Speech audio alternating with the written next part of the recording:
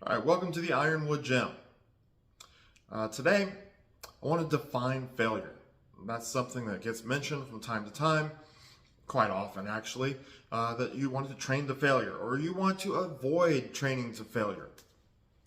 So I wanted to kind of define this and maybe clarify a little bit, hopefully, on what it actually is. So failure is the point at which you can no longer perform reps within a given set.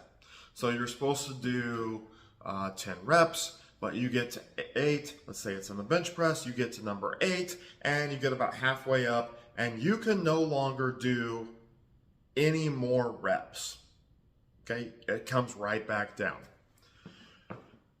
At that point, you have reached complete failure or total failure, and that you can no longer provide effort. You can no longer perform reps. Your muscular system or your neurological system, both actually, has reached a point where it can no longer work. It has utilized all the resources it has, whether it be through maximum strength or whether it be through the system, the pathway that's providing it energy, such as ATP, PC, or if you're doing longer sets, it might be the lactic system, which is provided by lactate. So that would be one instance of failure. Okay, and that's generally what we mean. Generally speaking, what coaches and personal trainers and lifters mean when they say failure. However, we can also look at two other methods of defining failure. So one would be technical failure. In that sense, okay, when you're performing that bench press, you may start to shift or you may start to push the bar over your face. Push it back over your face and then flare your arms. Once you get out of your normal bench press pattern and you start to let those elbows flare out, you're pushing it back over your face and flaring your arms. Once you start breaking down in the technique that you desire, then you have actually caused failure in the muscle groups needed to perform the movement the way you want to perform it. In that sense, you have failed. Okay, you have reached failure. Maybe not total exhaustion.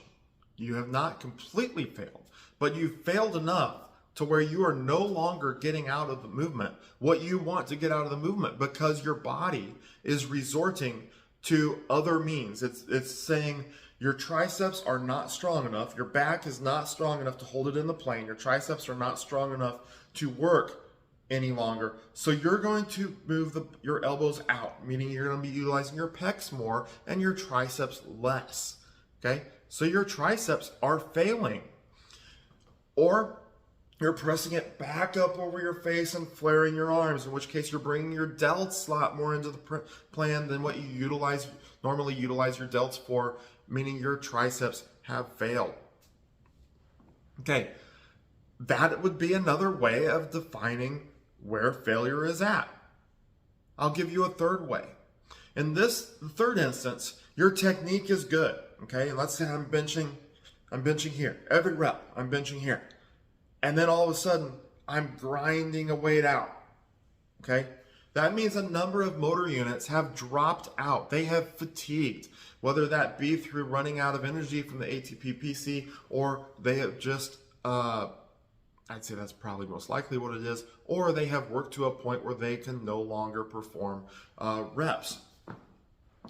In that case, you have caused failure. It is not complete and total failure. You may be good for 1 to 3 more reps, but you have a number of motor units are no longer firing. Okay, therefore, you have reached failure. All three of these methods can be used. Okay, I recommend against most of the time, not all the time, training to complete and total failure. okay, where you can no longer do any reps. It never made any sense to me. Bodybuilders do this all the time, and maybe it works, maybe it doesn't. It doesn't make sense to me, so I don't want to do it.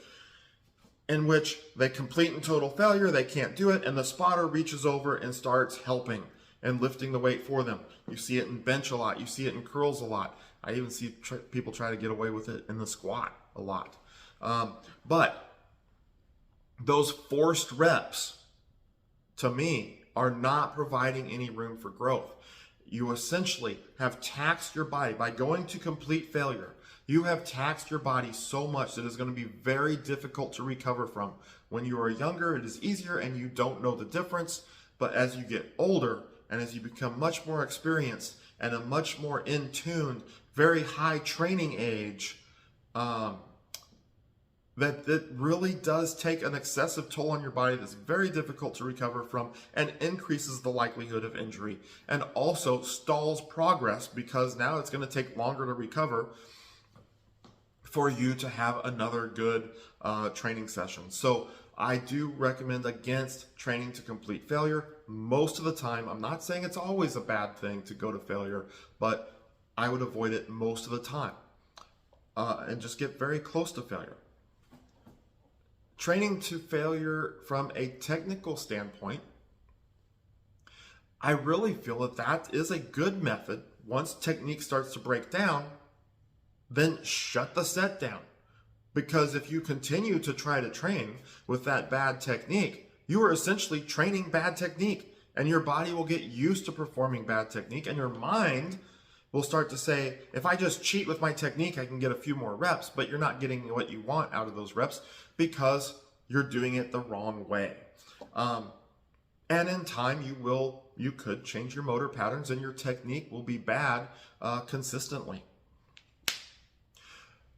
So I do like that method. I do like the method is when you start to have to, if you're doing bicep curls and you start to have to swing, once you start to swing that body to get that momentum on the bar, shut the set down. Stop it at that point. Don't continue to do that.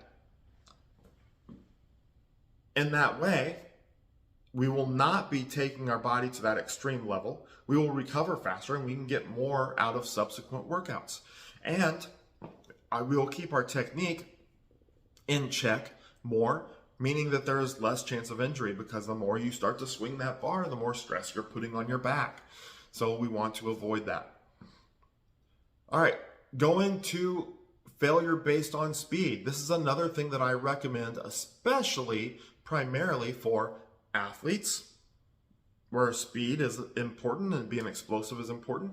I recommend it for powerlifters where once you get beyond that level of speed, then technique could be breaking down, or you're not efficiently training the neurological pathways in the way you want to train them, which would result in not as much strength being gained. The same is true for weightlifters who have to maintain a very high speed on the bar in order to get out of what they need out of it. Because if they start to go super slow because they've done too many reps on a clean, they are essentially training to be slow and to have bad technique because their technique will break down after their speed breaks down.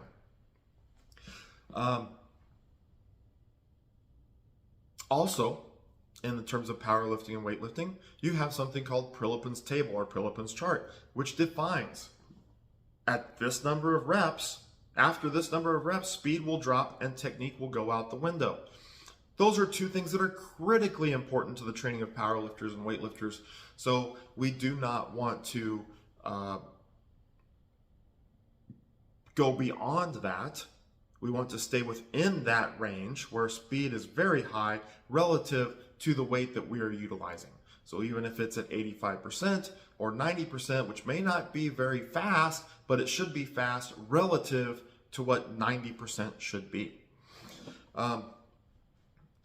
So there you have it, 3 different ways of defining failure and why each one of those is good or bad.